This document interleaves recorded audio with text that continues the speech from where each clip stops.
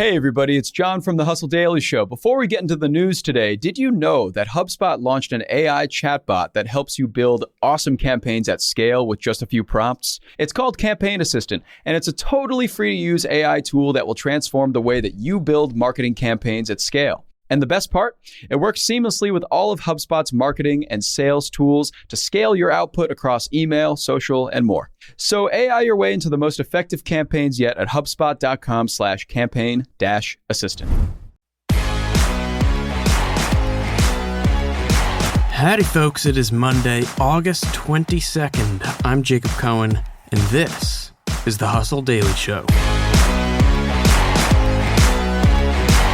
Later today, we're going to be talking about Amazon and its move into healthcare and why it's potentially both necessary and logical for both the company and the United States of America. Will Amazon be a good doctor? We're going to dive into it, but before we get to that, let's take a quick look at what else is going on in the business and tech world. Let's get crack-a-lacking. All right, first things first. Last week, Mark Zuckerberg got absolutely roasted online after posting an image of his own virtual avatar and a virtual Eiffel Tower to celebrate the launch of Meta's metaverse platform, Horizon Worlds, in France and Spain. And when I say roasted, I really mean roasted. You could go check out what some people were saying online. But not long after that, he responded with some high-definition versions of those photos, promising better graphics are on the way. You know, Zuck and Meta are in a really tough spot right now because they have to balance investing billions of dollars into this project's future while also releasing what they currently have to work with just so they could get as much of a head start on this as possible. Remember, Apple is expected to release a VR device in the relatively near future, so Zuck is trying to get ahead of that. Moving along, we got some good news and bad news. Leaked financials showed crypto exchange FTX increased revenue by 1,000% between 2020 and 2021, from below $90 million to more than $1 billion as cryptocurrencies hit an all-time high. However, the company was also just accused of making misleading claims about its products being FDIC insured. And as crypto prices have fallen, crypto companies, including FTX, have been hit hard. In February, these companies combined for $84 million of TV ad spending. You may remember FTX's ad in the Super Bowl with Larry David. Well, in July, these same companies spent just $36,000 total on TV advertising. So just a slight dip, you might say. And in other news, YouTube removed a video of a Tesla driver testing the car's full self-driving technology using their own children instead of mannequins, so understandably removed. And Cineworld, which is Regal Cinema's parent company, is reportedly nearing bankruptcy due to slowing theater attendance despite a relatively strong last few months in the theater industry. The company is the second largest theater chain behind AMC. And finally, Steve Jobs' Apple I prototype from the 1970s was auctioned off for just under $700,000. Moving along, I think it is time to discuss everyone's favorite topic on a Monday morning, healthcare. Okay, so I know in America, it can be hard to find something to agree on nowadays, right? We always hear about how polarized everything is. No one can agree on anything. But I think room for improvement in healthcare is probably something most people can get behind.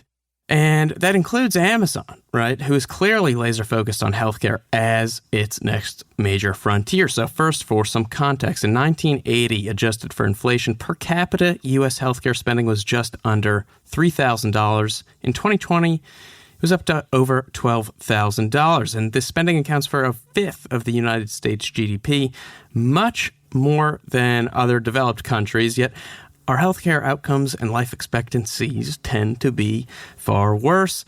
Healthcare costs also crush people. It's the reason behind 2/3 of personal bankruptcies in the United States. And if it doesn't bankrupt your wallet, then it'll just bankrupt your patients. In 2019, the average waiting time in a New York City emergency room was over 6 hours. Right, and that's all on the consumer side. I'm not a doctor on the other side, but I do know the amount of time doctors spend doing things like sorting through records and all that mishigas is much longer than they'd like. So we've got high costs and slow speeds. And, you know, I just saw an Amazon truck drive by my window a few minutes ago with the slogan, "Pick two, low prices, fast delivery." So just take that, apply it to healthcare, and you basically have Amazon's plan, right? We've got this consumer technology firm who's built its business from day one under the mission of customer obsession and customer delight, which, the healthcare industry isn't exactly known for. But also keep in mind, Amazon doesn't just want to go into healthcare. It kind of has to. The company's stock is predicated on the fact that investors expect it to grow significantly in the future. And frankly, if the company really wants to grow, it can't just sell a couple more Alexas or doorbells. It has to go into something like healthcare. And that brings us to what Amazon has done the last couple of years and what it's doing now. So here's a brief record of what Amazon has done in healthcare. In 2018, Amazon acquired prescription delivery service PillPack and relaunched it in 2020 as Amazon Pharmacy. Amazon Care was launched publicly in 2019 as a benefit for Seattle-based Amazon employees. It's since expanded rapidly, both inside and outside the company. It's now offered to Hilton employees. The telehealth services are available in all 50 states, and even in-person services are available in some cities. Amazon also started embarking and then ended up failing to embark on a health insurance venture with other companies like Berkshire Hathaway and JP Morgan Chase. It failed, but that didn't stop them. Amazon Web Services, the cloud computing division at Amazon, which current CEO Andy Jassy used to run, in 2021 launched a healthcare vertical. And then most recently, in July, Amazon announced plans to acquire concierge healthcare startup One Medical for $3.9 billion. And then this month, too, Amazon Care announced that it would begin offering virtual mental health services through a partnership with a company called Ginger. So with One Medical, Amazon will reach almost 800,000 new healthcare members, and it'll be able to lend One Medical the cash and infrastructure it needs to scale.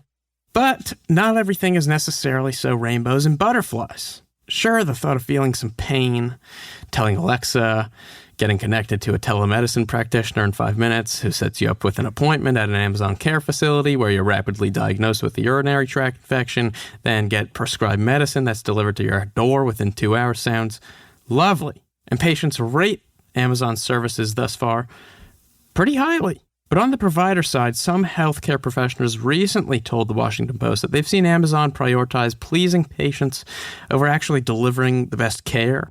And they've questioned how well Amazon will really be able to balance truly high-quality healthcare where people's lives are literally in their hands with the kind of e-commerce mentality and operating models it is used to. And if they can do this well, which is a way they have tended to do many things. Sure, Amazon will be a much bigger giant than they already are, which is another discussion. But this could be really good for healthcare in America simply by forcing the rest of the industry to meet the competition, Amazon. And like I said, some wide-scale improvement in healthcare, I think, is probably something most people can get behind. All right, bada bing, bada boom. That's going to do it for us today, folks. Thanks for tuning in to the Hustle Daily Show. We're a proud part of the HubSpot Podcast Network. Our editor today is Ezra Trupiano. Our executive producer is Darren Clark. I'm Jacob Cohen. We've got a lot more tech and business coverage in our newsletter, which you can sign up for at thehustle.co. Hope you have a lovely Monday, and we'll see you tomorrow.